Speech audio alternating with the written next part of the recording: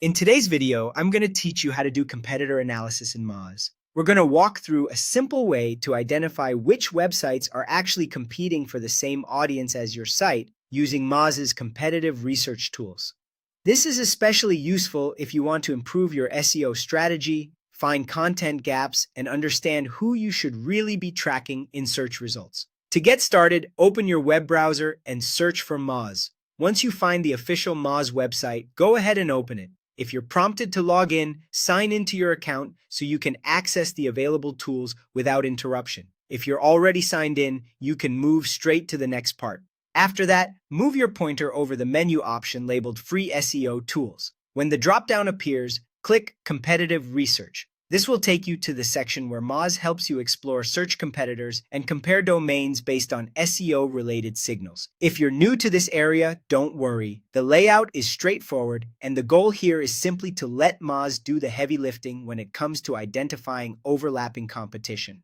Now, enter your domain into the search field and click Analyze Domain. Make sure you're using the correct version of your site's domain so the results are as accurate as possible. Once Moz processes the request, it will begin showing data connected to your domain's search presence and competitive landscape. Next, scroll down until you reach the True Competitor tool. This is one of the most helpful parts of the workflow because it generates a curated list of up to 25 domains that are actively competing for your target audience.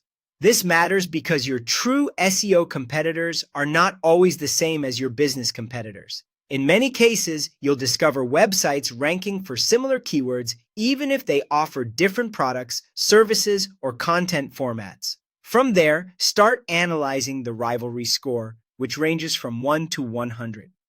This score takes into account several important factors, including keyword overlap, organic search volume, and domain authority, often called DA.